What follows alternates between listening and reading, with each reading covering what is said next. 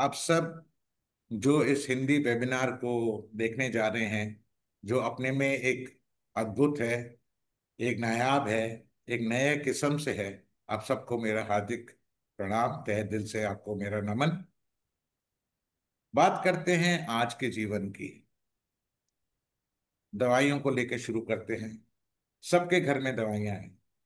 दवाइयां ही नहीं, दवाई की भंडार है। इतनी दवाइयां हमने अपने बचपन में तो कभी घरों में नहीं देखी। अब तो शायद एक एक अलमारी में दवाइयां रखते हैं।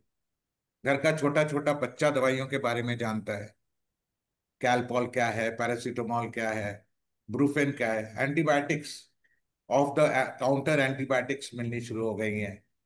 और यदि हम एक पल के लिए सोचे तो कितना दुख होता है कि काश वो दिन वापस आते जहां हम सादगी का जीवन जी रहे थे। कितनी कम दवाइयां थी और हम सब स्वस्थ। डॉक्टर्स की भी मान्यता है कि जितनी जितनी दवाइयां मार्केट में आ रही हैं, बहुत बड़ी इंडस्ट्री है सर, उसके साथ साथ बीमारियां भी बढ़ रही हैं। और इसके पीछे अगर हम थोड़ा सा विचार करें तो ये सब जो मेडिकेशन है, इसका अगर कोई नींव है वो साइंस है। साइंस तरक्की कर रही है। एआई इज इन द ऑफिंग, आ गया है। और इसका यूटिलाइजेशन अच्छी चीजों के लिए हो रहा है। लेकिन ये आज का जो सत्र है, आज की जो टॉपिक है, इसका एक अंग है जिसको बोलते हैं मेडिकेशन। दूसरा अंग इसी टॉपिक का है मेडिटेशन। तो जिस तरीके से मेडिकेशन का नींव विज्ञान है, उसी तरीके से मेडिटेशन, जिसे हम लोग सब ध्यान के नाम से जानते हैं, उसका भी एक नींव होगा। और वो है आध्यात्मिकता, स्पिरिचुअलिटी। समस्या केवल ये आती है कि हम लोग सब डरते हैं। हम लोग मेडिकेशन को लेके, अपनी जीवन शैली को लेके बहुत आगे निकल गए, इवॉल्व कर चुके हैं। पहले हाथ के पंखे होते थे, अब बिना एसी के हम सो नहीं पाते हैं। फास्ट फूड्स हर जगह मिलते हैं। क्या क्या चीज हमें नहीं मिलती है, हर चीज एक तरीके से ऑटोमेटिक होने लगी है। एवोल्यूशन इसमें तो हो गया। लेकिन एक चीज जो रह गई वो ये है कि हम भूल गए कि कोई और कारण भी होगा जो हमें यहाँ पर इस धरती पर आने का मौका मिला है। हमने उसका विकास कहाँ किया?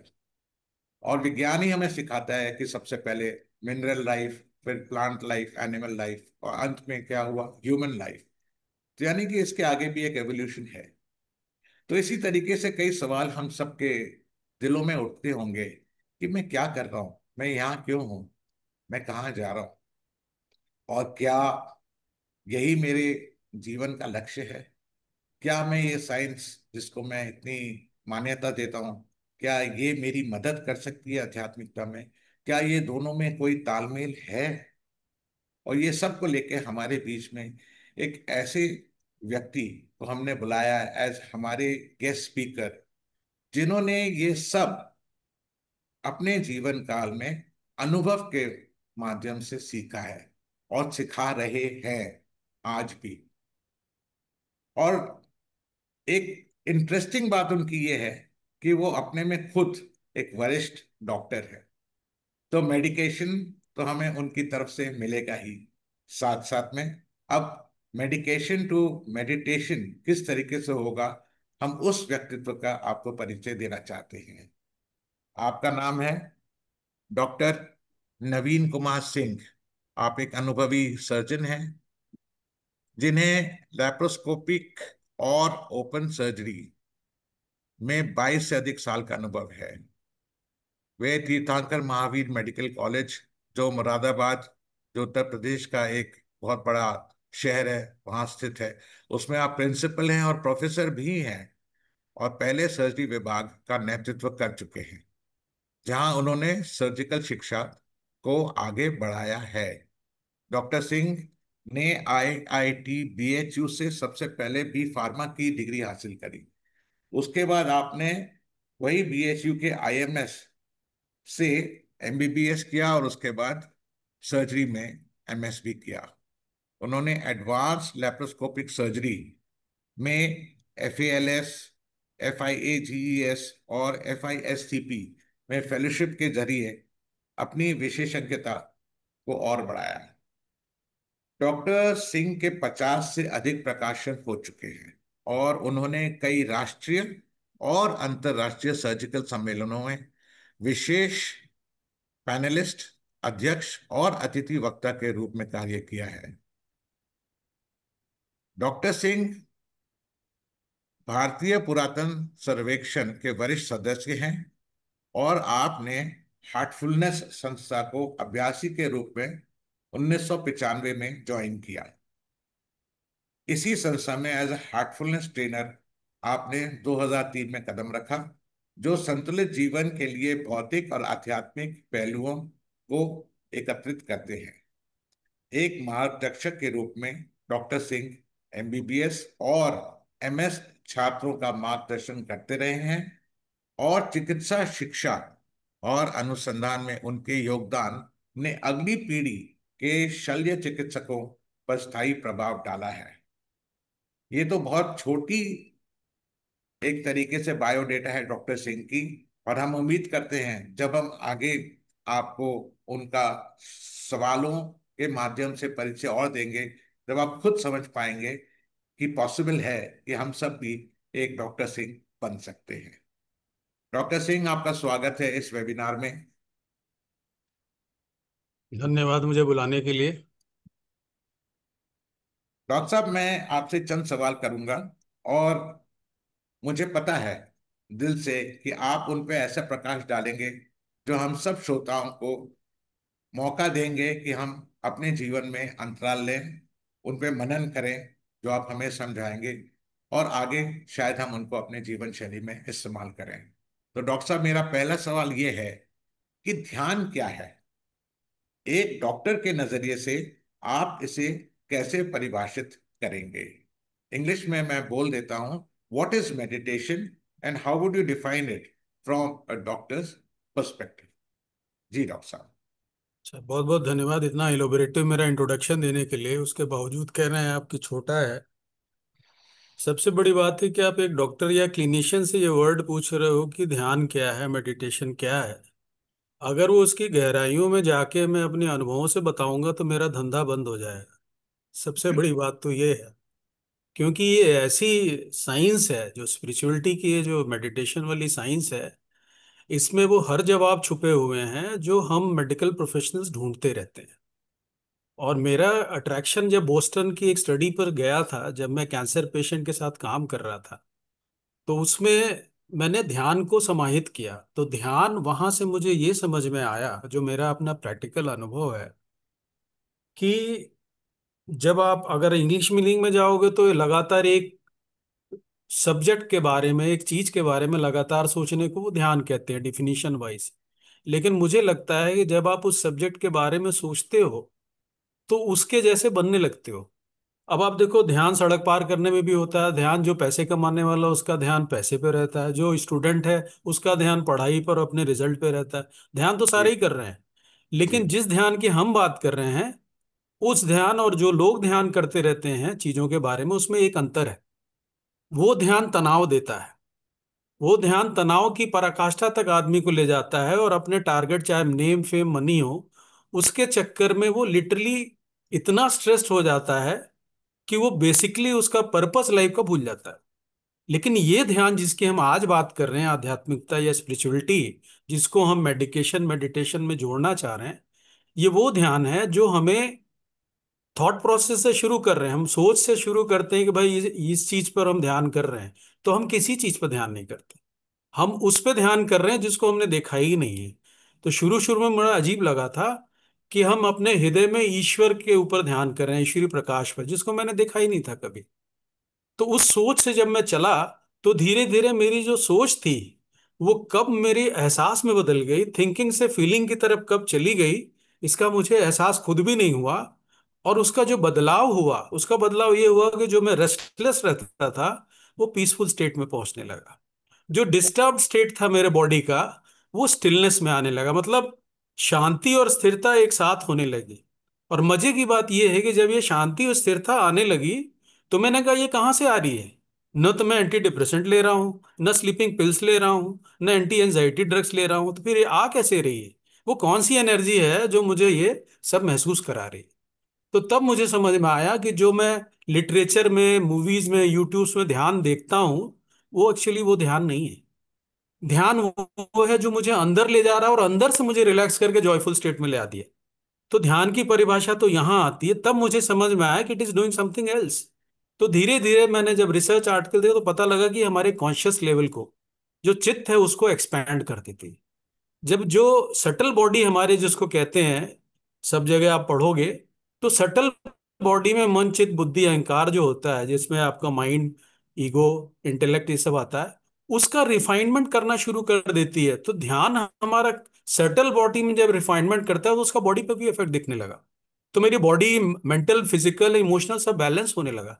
मैं कहा ध्यान तो मैंने शुरू किया था कि थोड़ी देर के लिए पॉज हो जाएगा, लेकिन ये तो पूरे 24 घंटे मेरे लाइफ में असर डालने लगी। I am become more joyful and more cheerful. तो जो पहले मेरी कैपेसिटी थी वो बढ़ते चली गई। तो मैं कहा भाई इससे तो बड़ा फायदा हो रहा है, इसको ज्यादा करना चाहिए। तो फिर ध्यान के डिफिनीशन खोजना शुरू किया। तो संस्कृत में तो ध्यान का मतलब है धी प्लस यान, मतलब कि अल्टीमेट विजडम, उसके लिए व्हीकल हमारी बॉडी और माइंड हो गई। तो एक ये प्रक्रिया है ध्यान, जिसमें हम अपने माइंड को रेगुलेट करते हैं, माइंड को कंट्रोल में लाते हैं, वॉन्डरिंग माइंड को स्टिलनेस की तरफ, पीस की तरफ ले जाते हैं। अगर आपका माइंड कंट्रोल है तो 100% जान लो एज ए क्लिनिशियन कि आपके बॉडी के सारे ऑर्गन भी कंट्रोल होना शुरू हो जाते हैं। तो ये एक ऐसा कनेक्शन है जिसमें हम शुरू तो किए थे माइंड को रेगुलेट करने के लिए, कि भाई रेस्टलेस ना रहे, डिस्टर्ब नहीं रहे, स्लीप बेटर आए, लेकिन देखा कि बॉडी पे भी उसका असर आने लगा। तो ये बड़ी खूब है कि हम आध्यात्मिकता की खोज में तो चले, लेकिन उसका फायदा हमारे फिजिकल और मेंटल लेवल पर पड़ने लगा। तो ये बहुत सुंदर। ब्रीफ है, थोड़ा सा है। बहुत सुंदर, आपने इतने अच्छे तरीके से समझाया। और ये बात हमें बहुत अच्छी लगी जो आपने बताया कि इंसान के अंदर जो माइंड वॉन्डर कर रहा है, और आप जिस तरीके से ध्यान कर रहे हैं, तो कैसे आपने उसको अनुभव किया कि आपका वॉन्डरिंग माइंड स्टिलनेस और पीसफुलनेस की तरफ जाने लगा। और अधिकांश लोग आज की तारीख में यही तो सोचते हैं कि मेडिटेशन इसलिए करो कि पीस मिल जाए। लेकिन अब इसको लेके मेरा एक अगला सवाल है जो और इस बात के ऊपर प्रकाश डालेगा, जो मेरे पीछे राज है, फ्रॉम मेडिटेशन टू मेडिकेशन जो टॉपिक है। और वो हम्म। सवाल ये है, आज की भागदौड़ और तनाव भरी जीवन शैली में हमारा शारीरिक और मानसिक स्वास्थ्य किस तरह प्रभावित होता है? How is the physical and mental health affected by stress in today's lifestyle? ये आप हमें समझाइए। साहब, स्ट्रेस, स्ट्रेस की बात करें तो जब मेरी पोस्टिंग इंटर्नशिप में थी गायनी और ऑप्स डिपार्टमेंट में, तो वहां जाता था तो मैंने देखा एक भी बच्चा ऐसा नहीं पैदा हो रहा है जो बिना रोए पैदा हो रहा। तो मैं देखा ये क्या है, दुनिया में आने में खुशी होनी चाहिए कि इंसान का जन्म मिला है, लेकिन वो तो रोते हुए आ रहा है। तो एक भी बच्चा, मैं देखता रह गया, 6 महीने की पोस्टिंग में एक भी मुझे हंसता हुआ बच्चा पैदा होते नहीं दिखा। तो स्ट्रेस तो जन्म से ही शुरू हो गया, जहां आप इस धरती पे एंटर किए, अब आपका स्ट्रेस शुरू हो गया। तो स्ट्रेस से हम भाग नहीं सकते हैं, और वो स्ट्रेस का लेवल जिस तरह से बढ़ रहा है, वो हम यंग जनरेशन में देख रहे हैं। ओल्ड एज की बात छोड़ दीजिए, जब जिम्मेदारी, यंग जनरेशन में इतना स्ट्रेस है जिनके ऊपर कोई जिम्मेदारी नहीं, फिर भी इतना स्ट्रेस है। तो वो स्ट्रेस की वजह से हो क्या रहा है? कोई भी स्ट्रेस आप ध्यान रखो, every start starts with your brain. आपके दिमाग से स्ट्रेस शुरू होता है, न कि बॉडी से। तो जब स्ट्रेस दिमाग से शुरू होता है तो आप, अगर अगर मैं डिटेल में जाऊंगा तो बहुत ज्यादा कुछ बोलना पड़ेगा। दिमाग में स्ट्रेस का, तनाव से फर्क क्या पड़ रहा है? तनाव से फर्क ये पड़ रहा है कि एज ए क्लिनिशियन अगर मैं साइंटिफिक टर्म में बोलूं तो हमारे ब्रेन में एक हाइपोथैलेमस है, उसके नीचे पिट्यूटरी है। वो कनेक्शन हमारे किडनी के एड्रिनल ग्लैंड्स तक जाता है। तो जैसे ही आप स्ट्रेस करते हो, there is a term known as stress hormone. वो तनाव वाला हार्मोन जो है फाइट और फ्लाइट मोड में के लिए हमें तैयार करता है, उसको हम कॉर्टिसोल कहते हैं या एड्रेनल कहते हैं। वो कॉर्टिसोल हार्मोन, जब आप 24 घंटे तनाव में रहोगे तो वो हार्मोन 24 घंटे ब्लड में उसका लेवल हाई रहता है। तो जब वो लेवल हाई रहेगा तो सबसे पहले तो वो ब्रेन पर इफेक्ट डालेगा। क्या इफेक्ट डालेगा? आपकी मेमोरी कम होने लगेगी, आपकी अवेयरनेस कम रहेगी, आपका डिसीजन लेने का पावर, कंफ्यूज रहोगे, एनालिटिकल पावर कम हो जाएगा, लर्निंग प्रोसेस डिले होने लगती है, स्लीप डिस्टर्ब होना शुरू हो जाती है। तो जब आपका मेंटल फैकल्टी गड़बड़ हो गया, सब कुछ जो मैंने बताया, अब स्लीप डिस्टर्ब हुई तो होगा क्या? स्लीप डिस्टर्ब होने की वजह से देखा गया डीप स्लीप में पूरी बॉडी डिटॉक्सिफाई करती है अपने को। सारे जो टॉक्सिक मटेरियल है वो डीप स्लीप में वॉश आउट होते हैं पूरे बॉडी से, ब्रेन से भी और बॉडी से भी। तो आप सोचो कि अगर आपकी डीप स्लीप नहीं आ रही है तो क्या क्या नुकसान होगा। अगर आप ब्रेन की बात क्यों, मैंने बता दिया। हार्ट हार्ट डिजीज ऐसे पेशेंट में ज्यादा पाया गया, यो लोगों में जो डीप स्लीप नहीं कर पाते। सडन कार्डियक अरेस्ट होता है विदाउट एनी रीजन, क्योंकि डीप स्लीप में हार्ट भी अपनी सप्लाई नहीं मेंटेन कर पा रहा अगर स्लीप नहीं है तो। कहते हैं हार्ट रिलैक्स होता है तो उसकी सप्लाई मिलती है। आप रिलैक्स ही नहीं कर रहे हो हार्ट को, वो दौड़ाए जा रहे हो घोड़े को, तो वो कब रिलैक्स होगा? इसी तरह लंग है, फेफड़े भी दौड़ाए जा रहे हो। कहते हैं लिवर और kidney is directly connected with the brain. There is a liver gut brain axis, liver brain axis, kidney brain axis. मैं सरप्राइज रह गया कि जब मैं मेडिटेशन किया तो ये एक्सिस में चेंज देखा गया। तो अब फिजिकल इफेक्ट क्या आ रहा है आपको? जल्दी ब्लड प्रेशर शुरू हो जाएगा, हाइपरटेंशन जिसको कहते हैं, दिल की बीमारियां जल्दी शुरू हो जाएंगी, कोलेस्ट्रॉल लेवल बढ़ने लगता है, ओबेसिटी जल्दी आने लगती है। इसके अलावा अगर कहो तो आपका इम्यूनिटी वीक हो जाती है अगर आप क्रोनिक स्ट्रेस में हो तो, लगातार तनाव में हो, जो आजकल सभी लोग लगातार तनाव में हैं। तो जब इम्यूनिटी कम होगी तो होगा क्या? बार बार इन्फेक्शन, बार बार दवाइयां, फिर बार बार क्या होगा? यहां तक देखा गया कि कैंसर तक में जो है स्ट्रेस का बहुत बड़ा कंट्रीब्यूशन आज की डेट में है। इंडिया में कैंसर ब्रेस्ट जल्दी हो रहा है, यंग एज में हो रहा है, because of the stress factors. तो आप देखो उस तनाव की वजह से वो देर से मैरिज कर रही है, देर से बच्चा हो रहा है, ब्रेस्ट फीडिंग नहीं कर रही है, फाइनली कैंसर हो जा रहा है। कारण स्ट्रेस है। तो आप देखो स्ट्रेस आपको फिजिकली आपको जल्दी जो है non alcoholic fatty liver disease हो जा रही है। फैटी लिवर डिजीज कहते थे कि जो ड्रिंक करते हैं अल्कोहल उन्हीं में होती, नहीं, जो स्ट्रेस में रहता है उसमें भी होती है। तो स्ट्रेस से रिलेटेड आपको डायबिटीज होना शुरू हो जाएगी, इंसुलिन रेजिस्टेंस डेवलप हो जाता है जब आदमी लॉन्ग टर्म में स्ट्रेस में रहता है। अब इससे वापस चलते हैं, इन चीजों से वापस कैसे आया जाए? कितनी दवा खाओगे, कब तक दवा खाओगे?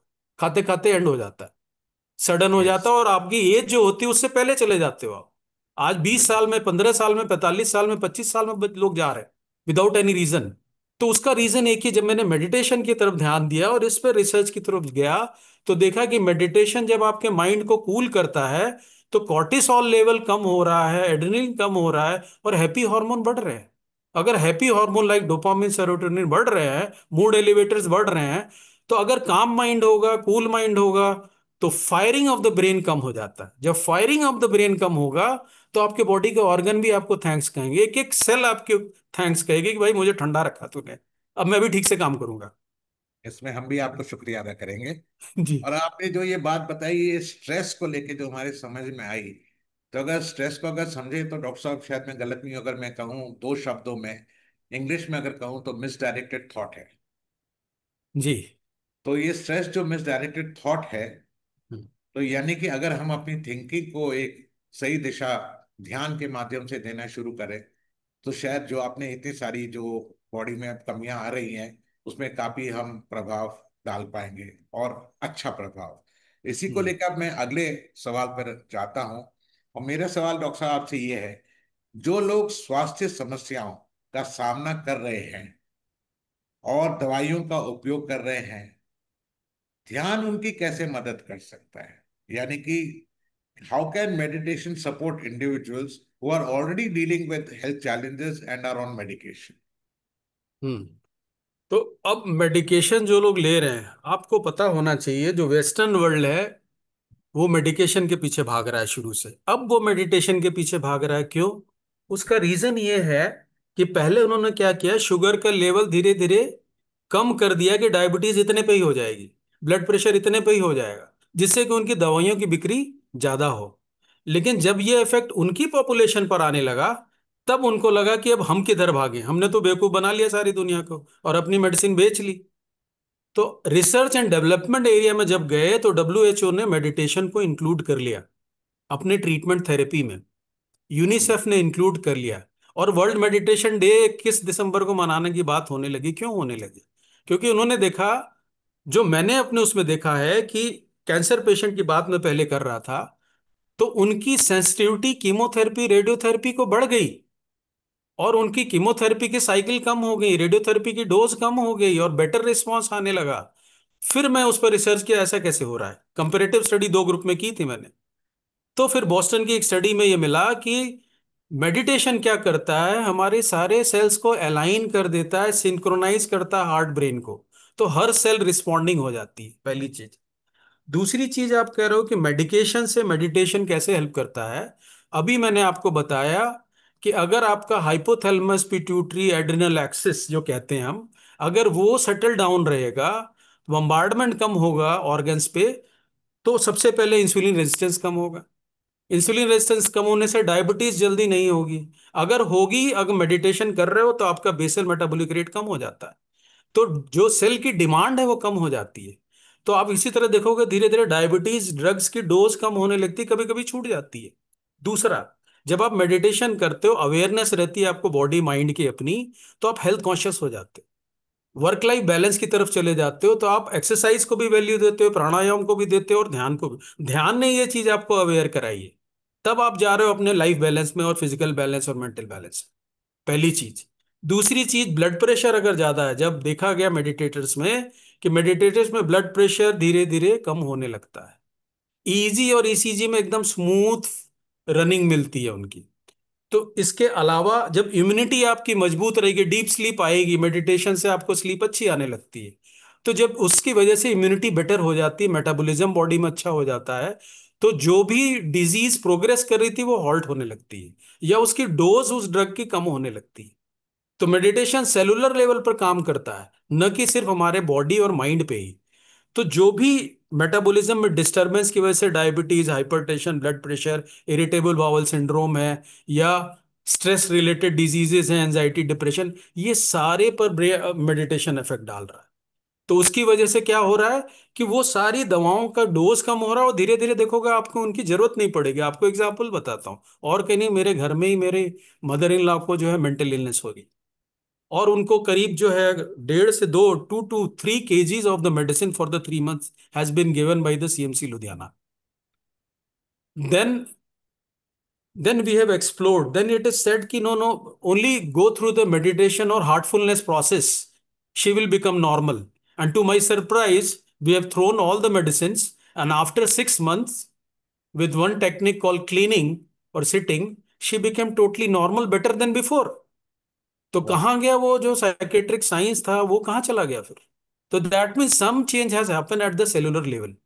तो मेडिटेशन सेलुलर लेवल पे काम करता है, again I am telling you. और इम्यूनिटी बेटर होगी तो इन्फेक्शन नहीं होगा, डिजीजेस नहीं होंगी। आपके बाउल में इन्फ्लेमेशन हो जाता है क्रोनिक स्ट्रेस से, तो वो सूजन आपके बावल में नहीं आएगी। वो कहते हैं bowel is a second brain in our body, क्योंकि न्यूट्रिशन वहीं से एब्जॉर्ब होना है। अगर वहां इन्फ्लेमेशन और सूजन रहेगा, एब्जॉर्प्शन ठीक नहीं होगा, बार बार इन्फेक्शन होगा, अपर रेस्पिरेटरी एंड बावल दोनों।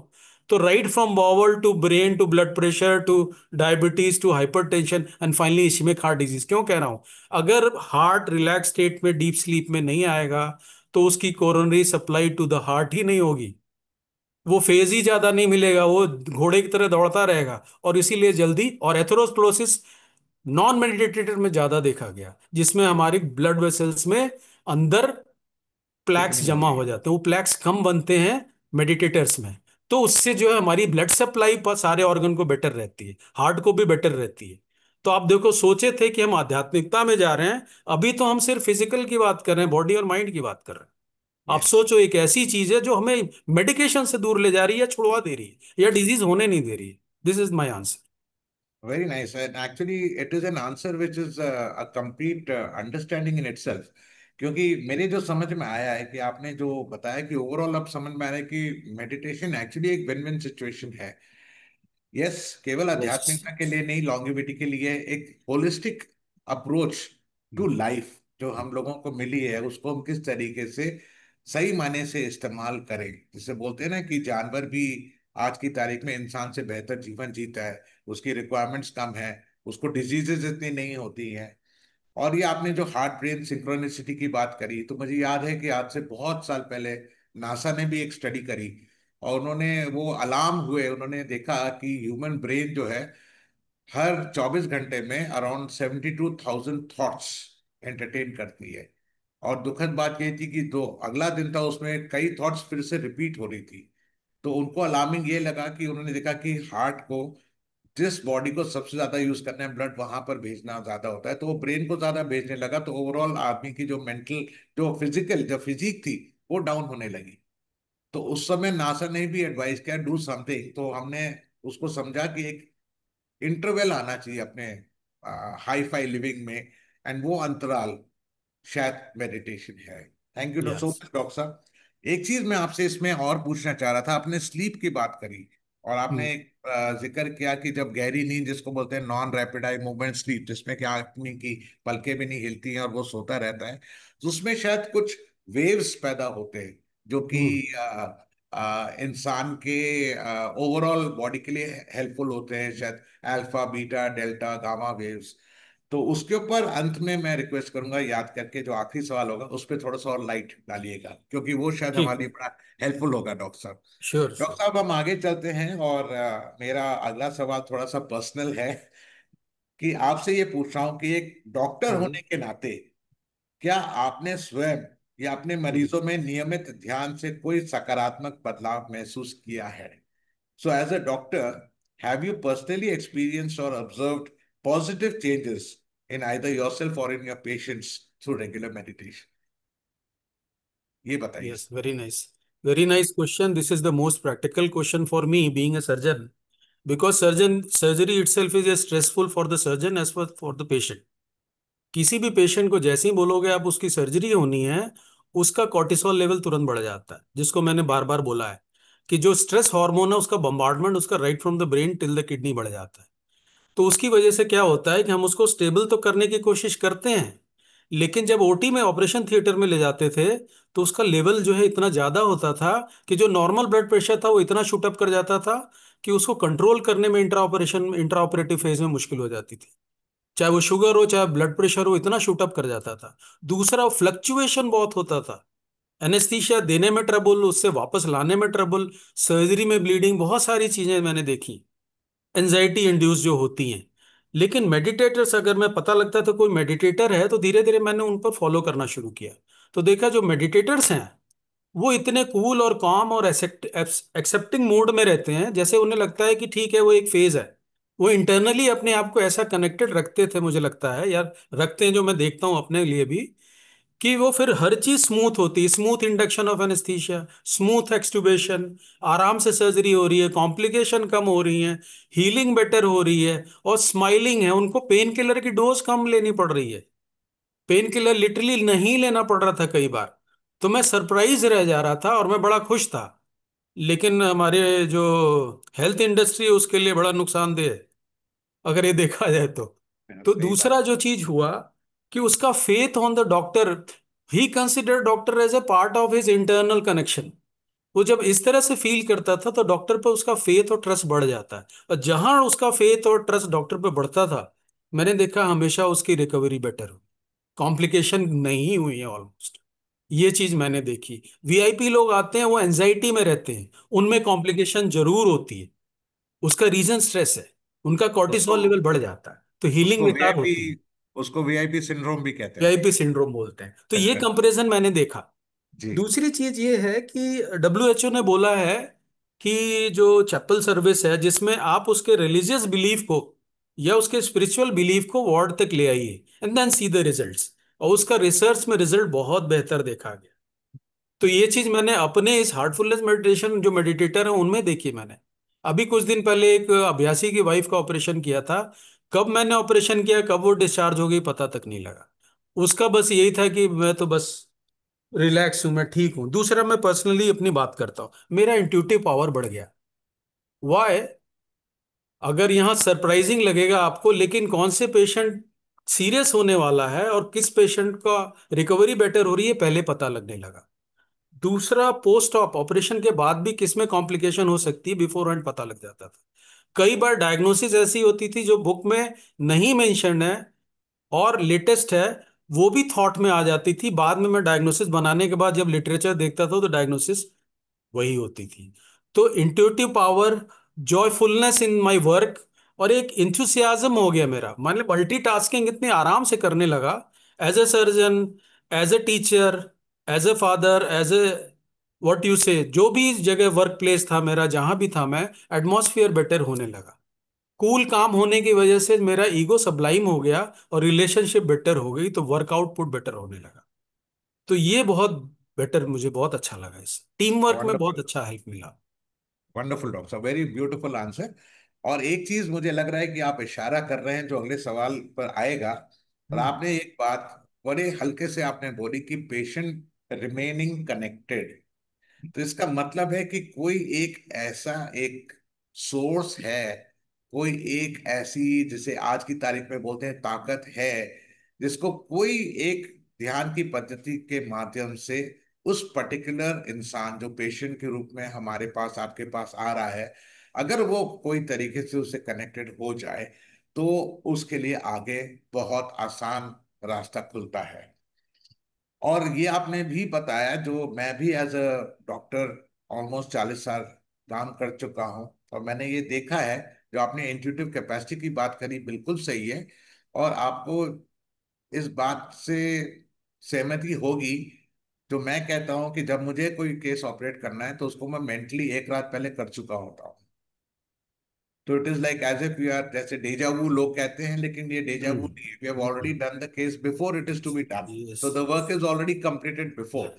एंड शायद ये आपने जो शुरू में जो हमारा हमारा जो सवाल थे उसमें शायद आपने हिंट दी कॉन्शियसनेस या अवेयरनेस के बारे में। शायद इसका उससे तालमेल हो सकता है कि एक इंसान जो मेडिटेट कर रहा है तो उसकी कॉन्शियसनेस की परिधि बढ़ रही है, उसकी अवेयरनेस बढ़ रही है, और वो कुछ ऐसे रेल्स को टच कर पा रहा है जिसके कारण वो एज ह्यूमन बीइंग अच्छा बन सकता है, एज अ डॉक्टर अच्छा बन सकता है, एज अ पेशेंट भी अच्छा पेशेंट बन सकता है। Thank you so much Before going doctor. to before going to next question, one major thing which I have observed in जी last 20 or 22 years of my practice, जी जी। Surgeons लोग धीरे धीरे मुझे अपनी ओटी में बुलाने लगे, नॉट टू ऑपरेट। दे से कि डॉक्टर एनके सिंह को बुला लो, ओटी पूरी स्मूथ जाएगी, कोई कॉम्प्लिकेशन नहीं होगा। And that is applicable even today. So, what is that thing which I am carrying in the OT along with me, which makes the complications less and smoother induction and extubation? It is the effect of the meditation. It is effect of the inner connection with the Almighty, I say, जो वहाँ का atmosphere को cool कर देता है। Wonderful. तो जब भी कोई कॉम्प्लिकेशन होती थी वो तुरंत बोलते थे एनके सिंह को बुला लो, वो ठीक हो जाएगा। तो मैं इसको ब्लाइंड फेथ नहीं मान रहा हूँ, I have seen every time, repeatedly देखा है मैंने। तो ये चीज मुझे समझ में नहीं है, फिर पता लगा जब मेडिटेशन के रिसर्च की तरफ गए कि you attract the those vibrations which are positive and it will help others also. Yes, ये बात तो हम आपसे सहमत हैं, बिकॉज अक्सर आज की तारीख में तो लोग एक बिल्कुल एक फैड है, oh you know there very good vibes in that place, लोग इस तरीके से बात करते हैं। लेकिन एक्चुअली ये एक वाइब्रेटरी लेवल है, जो कि लोग जो एक तरीके से जिनमें सेंसिटिविटी एक लेवल की बढ़ी हुई है वो पकड़ लेते हैं। और वो एक स्थान जहाँ पर लोगों की लाइकवाइज हाई लेवल की थिंकिंग है, सोच है, कनेक्शन है, वो शायद उसको ग्रहण कर पाते हैं, वो उसी वाइब्रेटरी लेवल पर आ जाते हैं। बहुत सुंदर बात डॉक्टर साहब। तो मैं, अगर आप इजाजत दें, अगले सवाल पर आता हूं, और वो ये है कि हार्टफुलनेस ध्यान जो आप कर रहे हैं हमारे संपूर्ण स्वास्थ्य को किस तरह सहयोग करता है, और इसे अन्य ध्यान पद्धतियों से अलग क्या बनाता है? So how does this Heartfulness meditation support overall wellbeing, and what makes it unique among other practices? Very good question, because I am connected with the Heartfulness from 1995। जी तो जब मैं इसमें आया तो उसके बाद जो ट्रांसमिशन से एक वर्ड होता है इसमें, ट्रांसमिशन या प्राणाहुति, ये वर्ड शुरू में बहुत यूज होता था, तो मैं सरप्राइज होता था ये क्या चीज है। तो फिर मैं जब लिटरेचर में गया, कुछ देखा, कुछ रिसर्च, तो पता लगा कि हमारी तीन बॉडी होती हैं। हम एक बॉडी को सोच रहे हैं हमारी एक बॉडी है, लेकिन तीन बॉडी होती है राइट फ्रॉम द बर्थ। तो वो हम सूक्ष्म, स्थूल और कारण, जिसको हम जो है ग्रॉसर बॉडी जो फिजिकल बॉडी है, सटल बॉडी जिसमें हमारा माइंड, इंटेलेक्ट, ईगो, ये सारा कुछ आता है, और थर्ड होती है कॉजल बॉडी जिसको हम सोल कहते हैं। तो यहाँ प्राणाहुति वर्ड इसलिए आया कि हमारे प्राण जो है उसको वो आहुति मिल रही है, सम ट्रांसमिशन, सब special energy is given, imparted to that causal body. अब यहाँ क्या बात आती है, फिजिकल बॉडी में हम जो है बैलेंस डाइट लेने की बात करते हैं। इतने वेलनेस चैनल चल रहे हैं, मल्टी 37 बिलियन करोड़ का उनका बिजनेस है, योगा मेडिटेशन एंड वेलनेस। आप जाओ न्यूयॉर्क में बहुत बड़ा वो बना हुआ है। तो now it is an industry. So जब फिजिकल बॉडी को आप बैलेंस करते हो तो आप न्यूट्रिशन लेते हो, वर्कआउट करते हो, योगा प्राणायाम ये सब करते हो। मेंटल के लिए आप क्या करते हो, नॉलेज गेन करते हो, एनालिसिस करते हो, तो उससे आपको सेटिस्फैक्शन मिलता है। तो सटल बॉडी के लिए सेटिस्फैक्शन कुछ लेना चाह रहे हो, फिजिकल बॉडी जो ग्रॉसर बॉडी उसके लिए, what about the causal body? तो हार्टफुलनेस में एक यूनिक चीज मिली कि जो हमारी कॉजल बॉडी जिसको हम आत्मा या सोल कहते हैं, उसको नरिश करता है, उसको फीड करता है ये ट्रांसमिशन या ये डिवाइन एनर्जी और योगिक एनर्जी, जो ट्रेनर के थ्रू या इनके गाइड और मास्टर के थ्रू हमें मिलता है। तो जब सोल एक जॉयफुल स्टेट में आती है तो उसका रिपरकशन हमारे सटल बॉडी पर होता है। सटल बॉडी में हमारा क्या है, कॉन्शियसनेस है, इंटेलिजेंस है, ईगो है, ये सारी चीजें, तो इनका रिफाइनमेंट होने लगता है। जब सटल बॉडी का रिफाइनमेंट होगा तो आपका क्या लेवल होगा माइंड या ब्रेन का? सेटल्ड, कूल, काम। जब वो होने लगेगा तो उससे क्या होगा फाइनली, आपकी अवेयरनेस बढ़ेगी अपने बॉडी और माइंड की तरफ, तो आप वो चीजें करने लगते हो जो आपकी बॉडी और माइंड के लिए बेटर है। तो आप चले थे ट्रांसमिशन से, तो ट्रांसमिशन तो आपकी आत्मा को बोलते हैं कि भाई आत्मा की एक जर्नी है, जो सब जगह सबने सुना है, मुक्ति, मोक्ष और liberation. But we don't know what is that end. लेकिन हमारी सोल अगर सेटिस्फाई है तो हमारी सटल बॉडी सेटिस्फाई है, और हमारी जो ग्रॉसर बॉडी है उसमें चेंजेस के लिए हम ज्यादा अलर्ट हो जाते हैं। तो transmission is push, instant coffee की तरह काम करता है। ये बात है क्या, पहले दिन भी कोई मेडिटेशन में पहले दिन बैठा और मुझे जो फील हुआ उसके बाद मैंने पूछा आपने ये क्या कर दिया मेरे साथ? बोला हमने कुछ नहीं किया, हमारे हार्टफुलनेस में एक ट्रांसमिशन होता है जो मैंने ट्रांसमिट की। तो पहली बार मैंने देखा कि बिना बॉडी को टच किए हुए कोई चीज ट्रांसमिट हुई और आपका कॉन्शियस लेवल और आपकी फीलिंग चेंज हो गई। तो वो इफेक्ट बहुत सॉलिड था। दूसरी बात आती है, इस ट्रांसमिशन से तो हमारा इस कॉन्शियसनेस का एक्सपेंशन होता चला गया और हमारी कंडीशन, मेंटल कंडीशन बेटर होती थी, रिलैक्स स्टेट में 24/7 होने लगे, डिसीजन बेटर होने लगे और जॉयफुल स्टेट में रहने लगे। अब लोगों के हेल्प की तरफ जाने लगे, जो पहले सेल्फिशनेस थी वो सेल्फलेसनेस की तरफ जाने लगे, और उससे बड़ा अच्छा फीडबैक मिलने लगा, दिल बड़ा खुश रहने लगा।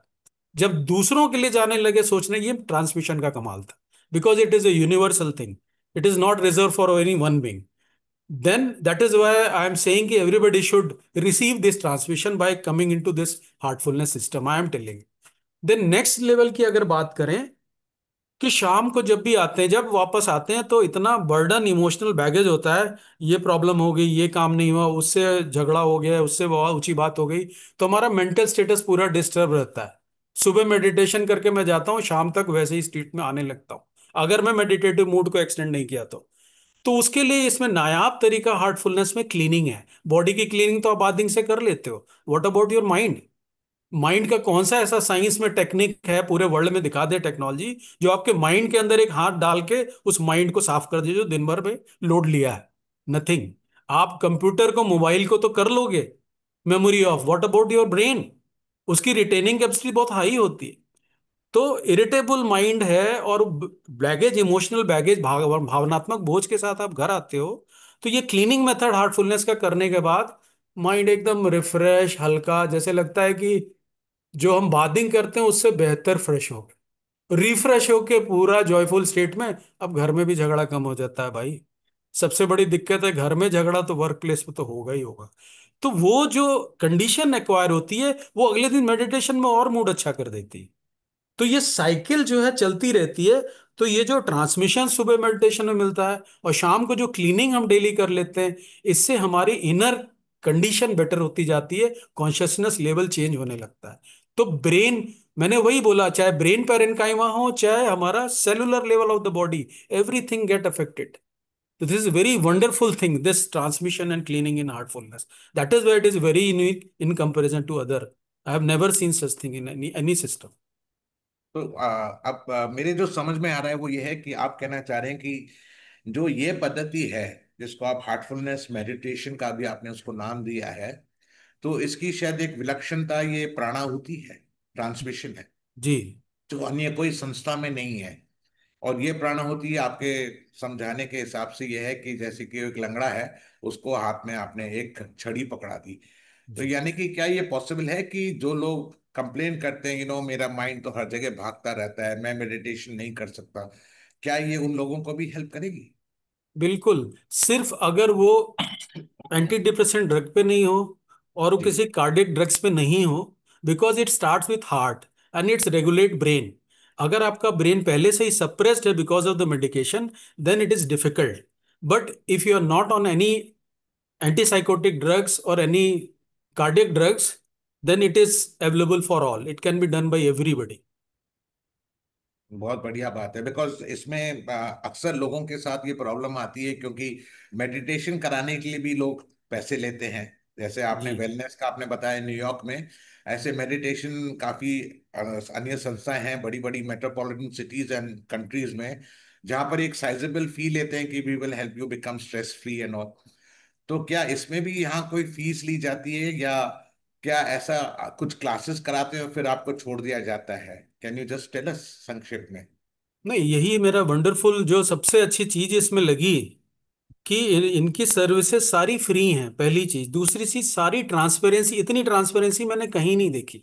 जी। और जहां पर यहाँ जो ट्रेनर्स हैं या जो वॉलेंटियर काम करते हैं इस सिस्टम में, they are so dedicated without a single पेनी।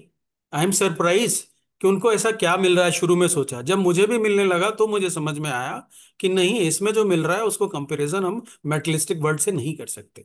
तो it is free for all, number one. And second, there is nothing like, yes classes we do master classes, but all they are also free. Everything is free of cost because the guide himself is saying if you are serving God, how you will take charges. आप अगर ईश्वर को, ईश्वर या खुदा की सेवा कर रहे हो, तो वो ईश्वर भी आपको बिना सिंगल पैनी के आपकी सेवा कर रहा है। जब नेचर एग्जैक्ट। आपको फ्री में सब कुछ दे, how can you charge it? तो ऐसा कुछ भी नहीं है इसमें। आपने मुझे एक पुराने दोहे के बारे में याद दिलाया, जो कबीरदास जी का था, कबीर साहब का। ये तन विष की कोठरी, गुरु अमृत की खान, शीश हम्म। दिए जो गुरु मिले तो भी सस्ता जान। हम्म। तो डॉक्टर साहब, हमने आपसे बीच में पूछा था कि स्लीप को लेके कुछ हम्म। वेव्स आते हैं, और हम्म। आपने अभी ट्रांसमिशन या प्राणाहुति के बारे में भी बात करी, आपने स्ट्रेस के बारे में बताया किस तरीके से वो सबको हेल्प करता है। और शुरू में हमने जब ये वार्ता शुरू करी थी तो हमने दो नींव रखे थे। मेडिकेशन का नींव साइंस था, और मेडिटेशन का नींव हमने जो बनाया स्पिरिचुअलिटी। अक्सर आज की तारीख में इंसान अपने आप को इवॉल्व समझता है, जबकि वो साइंटिफिकली आगे गया होता है। जैसे एआई अब शुरू हो गया है। हम्म। हम्म। अगर कोई तरीके से आप हमें समझा पाए कि नहीं, मेडिकेशन या